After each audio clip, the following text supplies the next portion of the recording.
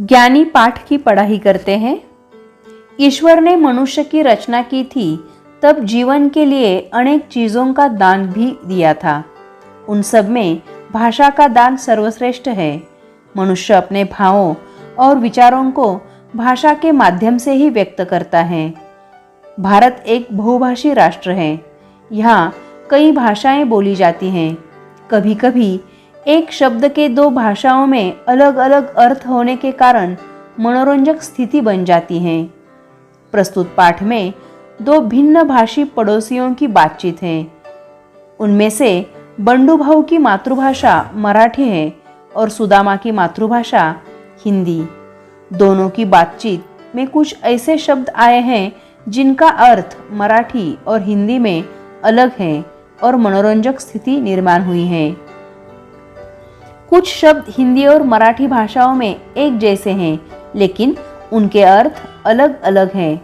इस पाठ में कुछ ऐसे ही शब्दों के बारे में बताया गया है। अब हम पाठ की पढ़ाई करते हैं। बंडू भाऊ और सुदामा का परिवार आमने सामने रहता है। दोनों के बच्चे आपस में साथ साथ हंसते खेलते हैं। दोनों परिवार एक दूसरे के सुख दुख में सहभागी होते हैं। दोनों की मातृभाषा भिन्न है। इसके चलते एक ही शब्द के दोनों भाषाओं में अलग अलग अर्थ होने के कारण कई बार उनके बीच मनोरंजक स्थिति बन जाती है। ऐसी ही स्थिति आज भी बनी। बंडू भाऊ कहते हैं, मना करने के बाद भी बच्चे बरसात में भीग रहे हैं, अंदर बुलाकर उन्हें शिक्षा दो। पहले हम ज्ञानी इस शब्द का अर्थ देखते हैं, जो हमारा पाठ का शीर्षक है। ज्ञानी यानी जिसे बहुत चीजों की जानकारी हो।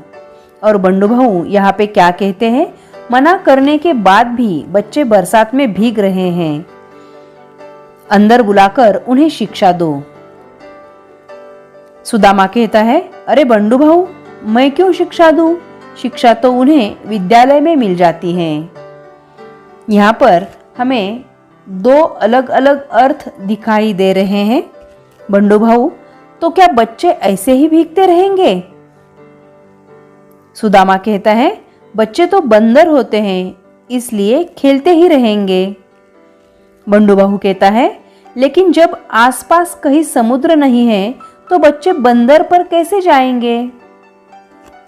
सुदामा कहता है, अच्छा जरा बैठो, मैं भीगा हुआ ऊन का स्वेटर सुखाने के लिए फैला आता हूँ। बंडू भाऊ कहते हैं, तुम ऊन के स्वेटर को ऊन में कैसे सुखा सकते हो? सुदामा कहते हैं, अच्छा यह सब छोड़ो, बेटी को खत भेजा कि नहीं? बंडू भाऊ कहता है, अरे सुदामा, खत तो खेत में डालते हैं, बेटी को क्यों भेजे? यदि वे दोनों हिंदी और मराठी भाषाएं समझते तो शायद यह स्थिति बनती नहीं। इसलिए कहते हैं कि जो जितनी अधिक भाषाएं सीखता है उसका ज्ञान उतना ही बढ़ता है। यहाँ पर कुछ शब्दों के अर्थ अब हम देखते हैं। ज्ञानी यानी जिसे बहुत चीज़ों की जानकारी होती है उसे ज्ञानी कहते हैं। परिवार यानी कुटुंब। भिन्न यानी अलग। स्थिति यानी अवस्था, दशा। मनोरंजक यानी चित्त को प्रसन्न करने वाला, मजेदार। बरसात यानी बारिश। मना करना यानी इनकार करना। शिक्षा यानी दंड, शिक्षण। विद्यालय यानी पाठशाला। जरा यानी थोड़ा। खत यानी पत्र। यदि यानी अगर। अब हम पाठ का सारांश देखते हैं। बंडू भाऊ और सुदामा, इन दोनों के परिवार आमने सामने रहते हैं। दोनों एक दूसरे के सुख दुख में सहभागी होते हैं, लेकिन दोनों की मातृभाषा अलग होने के कारण मनोरंजक स्थिति अक्सर बन जाती है।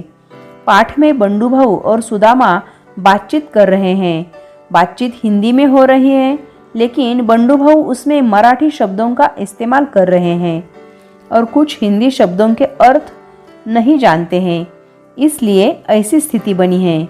बरसात में भीगने वाले बच्चों को बंडू भाऊ दंडित करने के अभिप्राय से शिक्षा शब्द का इस्तेमाल करते हैं, लेकिन सुदामा उसका अर्थ पढ़ाई लिखाई ले लेता है।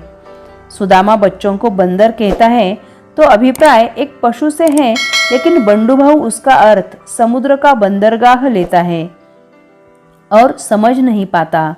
सुदामा भीगा हुआ ऊन का स्वेटर सुखाने की बात करता है तो बंडू भाऊ ऊन का मतलब धूप लेते हैं और खत भेजने की बात को भी नहीं समझ पाते, क्योंकि मराठी में खत का अर्थ खाद है। ऐसे अनेक शब्द दिखने में तो एक समान है, लिखने बोलने में भी एक समान है, लेकिन भाषा बदलने पर उनके अर्थ भी बदल जाते हैं।